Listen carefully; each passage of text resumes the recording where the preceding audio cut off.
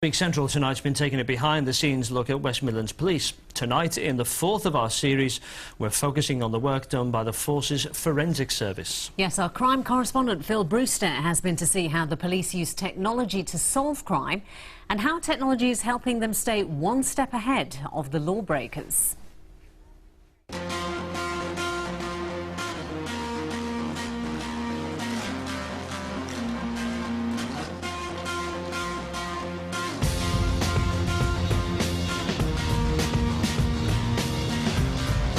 To you and me, it's a handgun, but to others, it's potentially a rich source of evidence waiting to be tapped.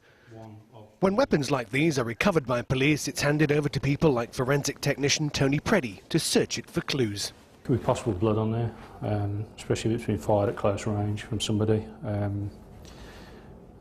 Treated a weapon the other day that had several hairs caught in the hammer.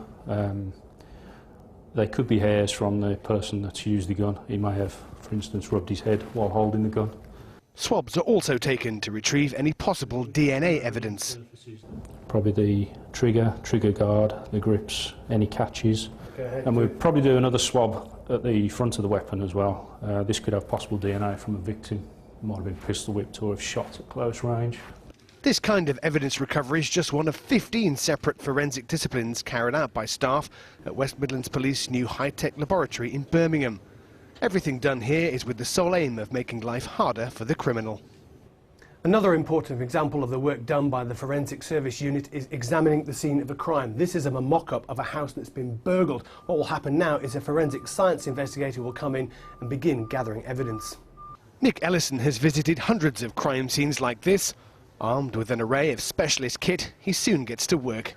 First thing we do is a visual examination of the scene, and straight away I can see that there's a footwear mark on a piece of paper on the floor there, and I can also see that the bedroom window is broken, which is potentially the point of entry. To recover the footprint, Nick uses a special sheet coated with gel, which lifts the mark from the paper.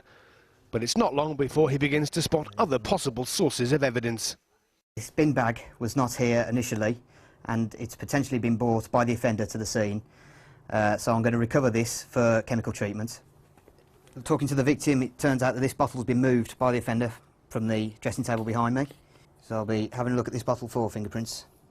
The brush that we use is a squirrel hair brush, and the powder that we use is an aluminium powder, very fine powder that adheres to the fingerprint. Around 1 million fingerprints are stored at the Forensic Service Library. The ones lifted by Nick will be added to these, but before they can be checked against others on the police database, the unique lines, ridges and features of each print have to be highlighted. The ridges, they can either stop or they can split into two, and those are the individual characteristics that we look for and actually mark up on the screen.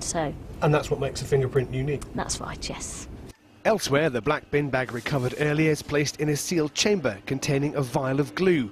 When that's heated, the fumes given off then attach themselves to the greasy residue left by sweat glands on the finger. Any prints that appear can then be examined more closely under a special ultraviolet light. In another part of the building, the gel footprint taken from the mock crime scene scanned onto a computer. It's then compared to 18,000 other different footwear patterns to see what make of shoe it came from. In one instance, a print lifted from a crime scene helped catch someone responsible for a spate of garage break-ins. I think he committed 10 without leaving any forensic trace at all. On the 11th one, he left a footwear mark. We compared those. He gets identified on the 11th job and then confesses to, I think, a series of 54 in all. More recent forensic developments include facial mapping, where computers help identify criminals captured on CCTV cameras by scanning their features. But the more traditional forms of identification are getting a makeover too.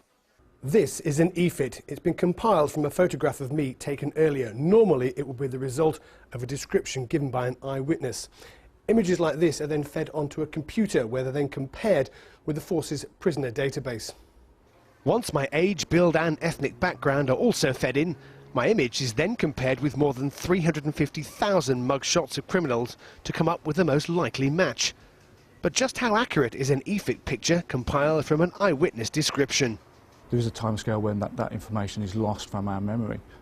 But personally, people do tend to rely on faces to identify people, so people's recall is normally quite good.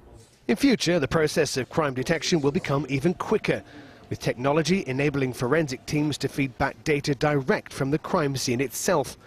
Just another piece of forward thinking to ensure police stay one step ahead of the criminal. Phil Brewster with West Midlands Police for Central Tonight. Fascinating, isn't it? All in the detail. You can't go anywhere. Even your trainers will give you away. No, very good as well. There is no escape.